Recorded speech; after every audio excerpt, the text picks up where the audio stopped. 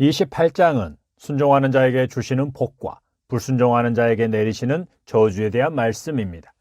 27장에서 저주받을 죄에 대해 모든 백성이 아멘으로 화답하게 하심으로 죄에 대해 두려움을 가지게 하신 것처럼 오늘 본문도 순종하는 자가 받게 될 복을 말씀하시지만 그것의 약 3배 이상의 분량만큼 불순종하는 자가 받게 될 저주에 대해 매우 자세하게 말씀하고 있습니다.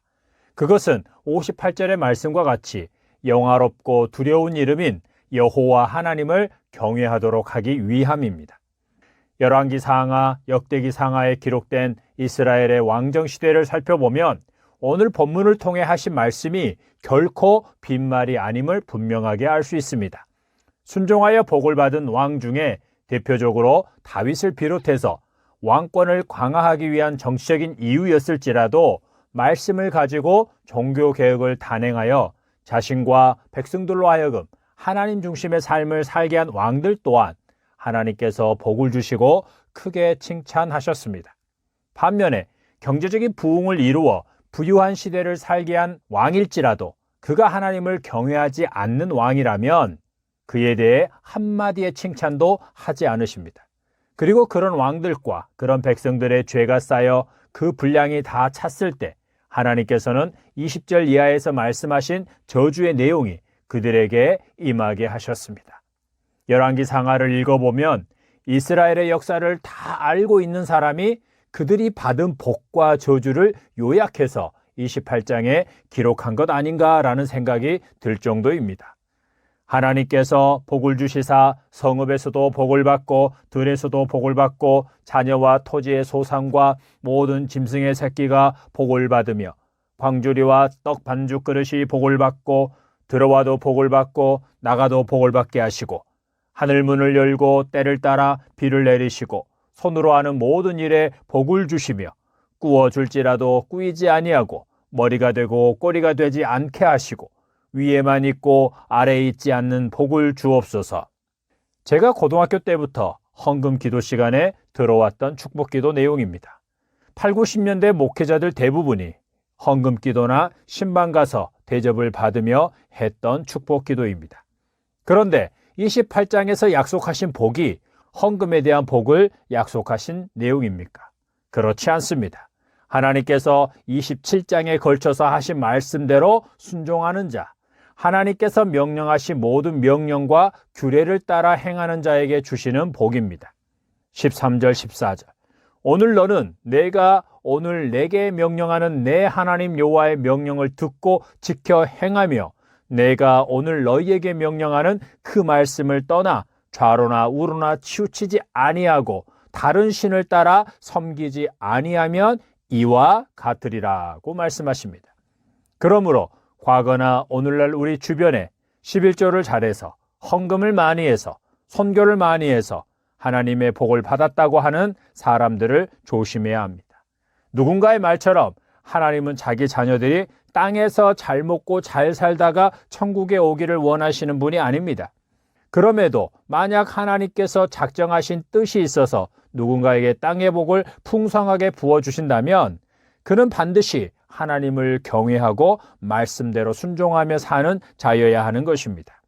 다니엘과 다윗의 경우가 대표적입니다. 다니엘은 바벨론이 이스라엘을 침략했을 때 10대 소년이었습니다. 느부갓네살 왕이 유대 왕족이나 귀족의 자녀들 중에 용모가 아름답고 지혜로우며 지식이 많고 학문에 익숙한 자들을 데려간 것으로 볼 때 다니엘은 유대에서 엘리트였다는 것을 알 수 있습니다.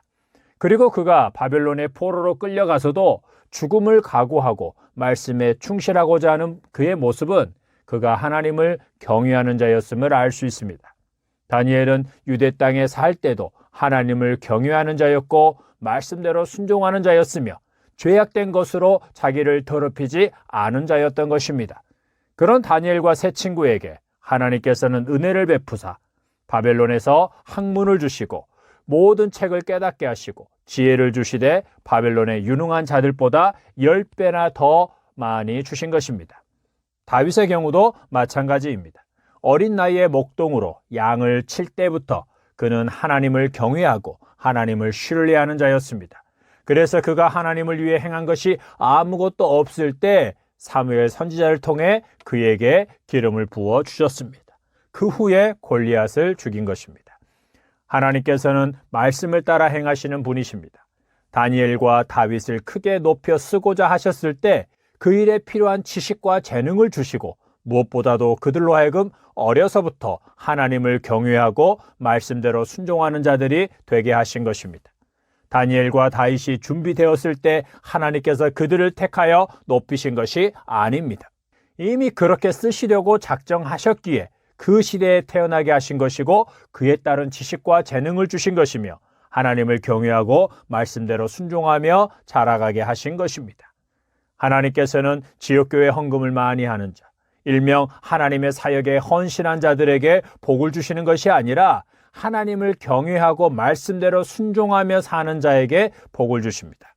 그래서 하나님의 복을 받았다고 하는 자들의 삶에서 그들이 행한 종교 활동이나 경건의 모양, 곧 성경 읽기, 기도하는 것 등을 빼고 나면 그들의 삶에서 본받을 만한 것이 별로 없거나 그리스도인으로서 당연히 순종해야 될 말씀에 순종하지 않고 있다면 그는 하나님께서 주신 복을 받은 것이 아닙니다. 자본주의 경제 원리에 따라 부유하게 된 것일 뿐입니다.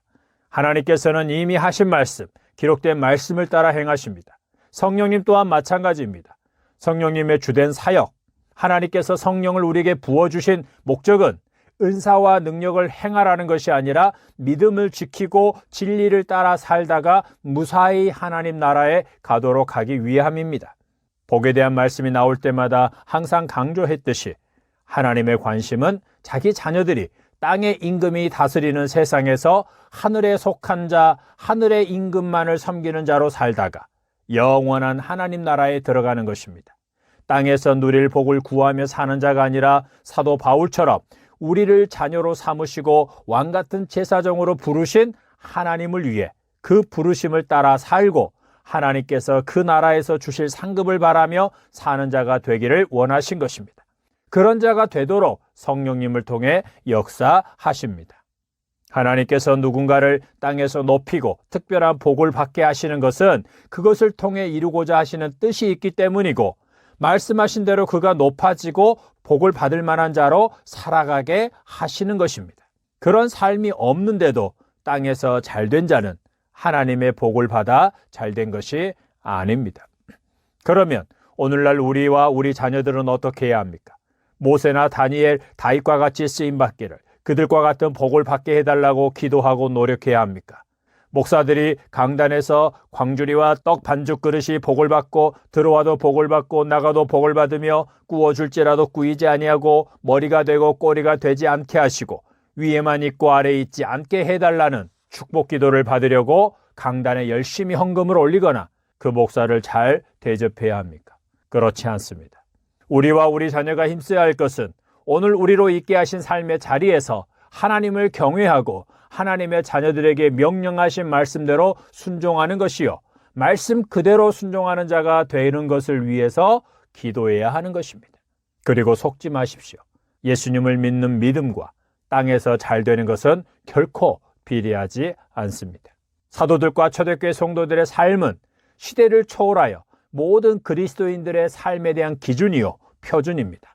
특히 예수님께서 다시 오실 날과 가까이 사는 그리스도인들에게는 더욱 그러합니다. 그들이 믿음으로 산 삶에 대한 기록이 신약 성경입니다.